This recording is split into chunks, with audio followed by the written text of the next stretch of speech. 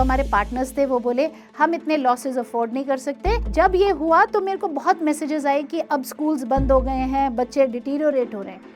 वहाँ से मैंने एक एक दिन में कभी 10 घंटा कभी 12 घंटा लगातार बेसिस पे जूम के टाइम पे कोरोना के टाइम पे जूम के थ्रू काम किया। वहाँ से आज टॉप टैक्स ब्रैकेट, कंपनी का रेवेन्यू अब करोड़्स में जा रहा है।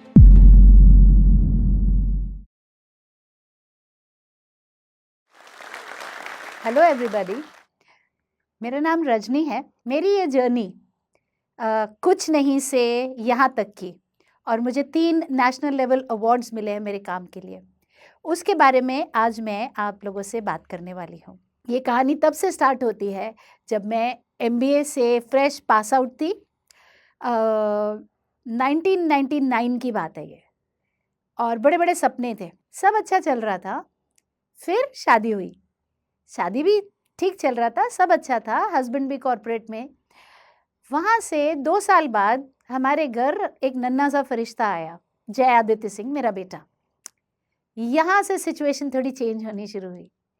जय के बर्थ के बाद कुछ टाइम तो अच्छा निकला, लेकिन उसके बाद मुझे ये समझ में आने लगा कि जय बाकी बच्चों जैसा नहीं है, थोड़ा डिफरेंट है। जैसे जैसे टाइम आगे गया, जय को ऑटिज्म डिटेक्ट हुआ।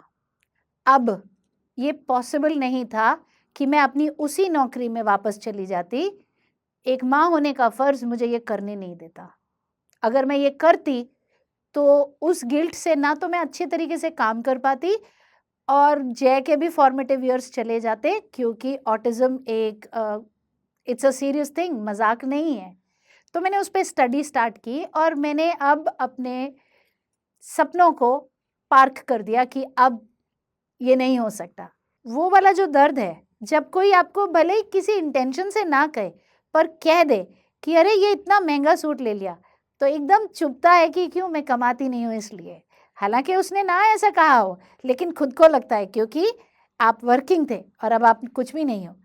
तो ये सारी चीज़ें, तो मन में ये आया कि स्पेशल एजुकेशन में ही पढ़ाई स्टार्ट करती हूँ। बहुत जगह पे अप्लाई भी किया, लेकिन कोई विश्वास करने को राजी नहीं था कि नहीं आपको क्या पता, आप तो सिर्फ पेरेंट हो। खैर, वक्त बीतता गया, मैं स्पेशल एजुकेशन टीचर से हेड ऑफ डिपार्टमेंट बनी। एक और सिटी में हम लोग ट्रांसफ़र हो गए थे, बेटा भी अच्छा कर रहा था। लेकिन वहाँ से फिर चीज़ों ने कुछ टर्न लिए, कुछ अगली टर्न लिए। मेरी और स्कूल मैनेजमेंट की एक राय सेम नहीं हो पाई, क्योंकि मेरा ज़्यादा रुझान बच्चों की तरफ था और स्कूल की इमेज की तरफ उतना नहीं था। तो वो वहाँ से जब हमने पार्ट वेज किया और मैंने वो स्कूल की जॉब को छोड़ा, तो फिर मैं उस दोराहे पे खड़ी थी कि अब कहाँ, फिर ज़ीरो, फिर घर आ गए। तो मैंने 1-on-1 सेशन स्टार्ट किए दिल्ली में। धीरे धीरे करते करते मेहनत तो काफ़ी ही इसमें गई। अब तक मेरे पास दो बच्चे थे, दूसरा वाला 10 साल छोटा है, तो अब दोनों को हैंडल करना, और बड़े वाला स्कूल जा रहा था, अच्छे से कर रहा था, उसका ऑटिज्म मैनेज हो रहा था, और मैं 1-on-1 क्लासेस ले रही थी। यहाँ फिर से एक मोड़ आया लाइफ में। मेरी लाइफ में बहुत सारे रोलर कोस्टर की तरह मोड़ आते रहे। मेरे छोटे वाले को एस्थमा का अटैक आया दिल्ली में। अब हमारे पास कोई और ऑप्शन नहीं था सिवाय इसके कि हम सब कुछ बंद करके मुंबई शिफ्ट हो जाए, क्योंकि हस्बैंड की ट्रांसफ़र मुंबई हो गई थी। उसका मतलब ये था फिर से बैक टू ज़ीरो। जो अर्निंग मेरी तब तक थोड़ी बहुत हो रही थी, या मैंने कुछ अच्छा स्टेटस पहुंच गई थी, और मैं भी सपने देख रही थी ग्रोथ के, वो फिर ज़ीरो। अब मुंबई गए, मुंबई में कुछ डेस्टिनी मेरी ऐसी हुई जाते के साथ कि मैंने जहाँ अप्लाई किया मुझे जॉब नहीं मिली, जहाँ मैंने अपना स्टार्ट करने की कोशिश की मुझे स्टूडेंट्स नहीं मिले। बहुत टाइम तक मैं ये परेशान रही कि ये हो क्यों रहा है, मैं कैपेबल हूँ, मैं रिजल्ट्स दे रही हूँ, मेरा बच्चा अच्छा कर रहा है, लेकिन कई बार हमें पता नहीं होता कि गॉड की आपके लिए एक बिगर प्लान है, तो वो छोटे दरवाजे बंद करता रहता है। मैंने यूट्यूब का चैनल खोला 2017 में। वहाँ से मैंने हर रोज़ कुछ ना कुछ कंटेंट देना शुरू किया। मेरा कंटेंट इतना सब स्टैंडर्ड था, इतना बिलो स्टैंडर्ड था, सिनेमैटोग्राफी के हिसाब से, साउंड के हिसाब से, लेकिन इतना हाई वैल्यू था कंटेंट के हिसाब से कि जो मैं बता रही थी लोगों को उससे बहुत फ़ायदा हो रहा था, कैमरा हिल रहा था, पिक्चर ब्लर थी, क्यों मुझे वो सब आता ही नहीं था। लेकिन मैंने अपने आप पर विश्वास नहीं छोड़ा, हिल रहा है तो हिल रहा है, डॉग भौंक रहा है तो भौंक रहा है, अब माइक नहीं है, मुझे नहीं पता कहाँ मिलता है, पर मैं स्ट्रैटेजी समझा रही हूँ एक हाथ से, ऐसे सिखाओगे, ऐसे सिखाओगे। 3-3 दिन के अंदर मेरे को इतने कमेंट्स आने लग जाते थे, मैंने आपकी स्ट्रैटेजी की, मेरा बच्चा सीख गया। यहाँ से मैंने देखा मेरे यूट्यूब चैनल की ग्रोथ फटाफट होती गई, क्योंकि मेरे पास जो कंटेंट था उससे बेनिफिट लोगों को बहुत मासेस में हो रहा था। तो धीरे-धीरे उसी यूट्यूब से लोगों ने मुझे मैसेज करने शुरू किए कि आप एक व्हाट्सएप ग्रुप क्यों नहीं खोल लेती? ये हमारा नंबर है और हमें गाइड कीजिए। तो नेक्स्ट स्टेप ये आ गया, अर्निंग तो कुछ नहीं थी, लेकिन दिल को तसल्ली थी। 2020 तक मेरे पास पार्टनरशिप में एक सेंटर था, जहाँ से मैं अपना स्पेशल एजुकेशन का काम कर रही थी। मेरे पास टीचर्स थे।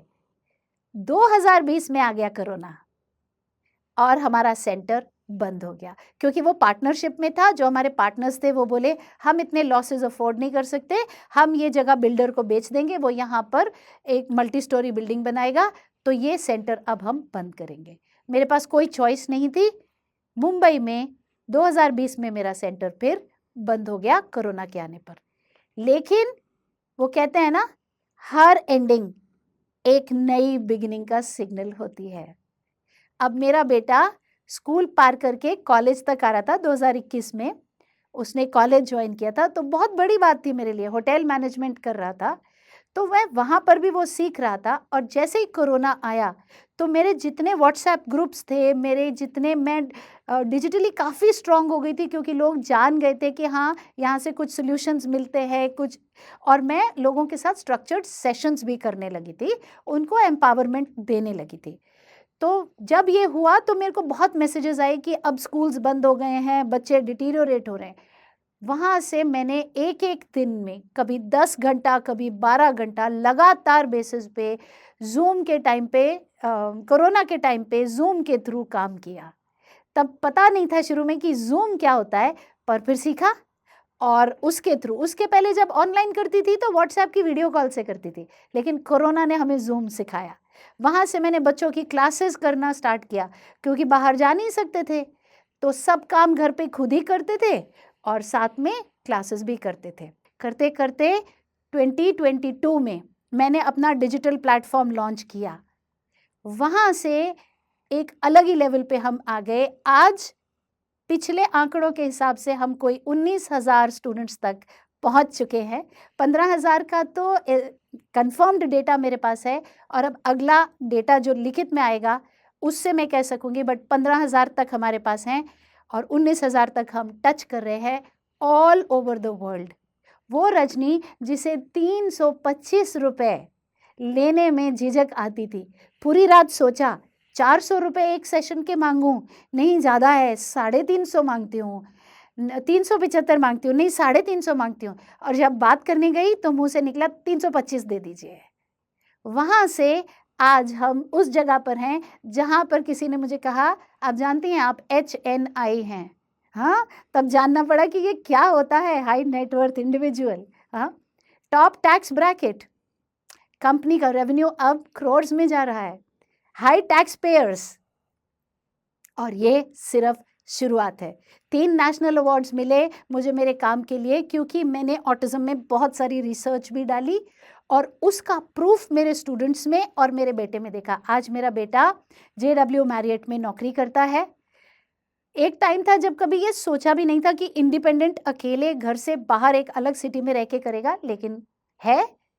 तो मेरे पास एज अ मदर ये गिल्ट नहीं है कि मैंने अपने काम के लिए अपने परिवार को छोड़ा, और ये भी नहीं है कि मैंने अपने बच्चे के लिए अपने एम्बिशन को ख़त्म कर दिया। और मुझे ये मालूम है कि sooner than later business magazine के कवर पेज पे भी आ जाएंगे। This is just the beginning. पहले मैं आपको थोड़ा सा ये समझा दूँ, जब मैं कहती हूँ मैं स्पेशल एजुकेटर हूँ, तो कई बार लोगों को समझ नहीं आती। आप ड्राइंग सिखाते हो, आप मैथ्स सिखाते हो। एक बार किसी ने मजाक में ही मेरे को कहा, अच्छा what do you specially educate?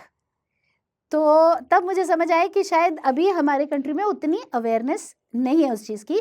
तो just a little bit on this, autism एक न्यूरो डेवलपमेंटल कंडीशन है।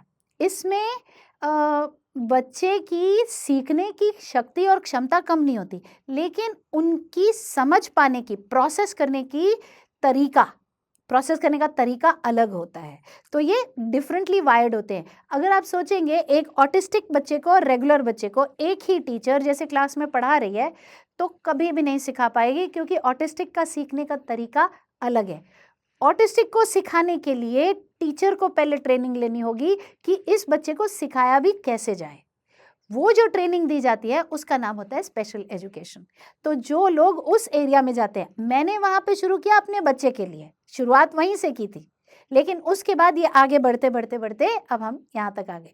तो स्पेशल एजुकेटर वो होता है जो कि एक ऑटिस्टिक बच्चे को पढ़ाने का तरीका जानता है, जो कि रेगुलर तरीके से सेम नहीं होता, वो अलग होता है।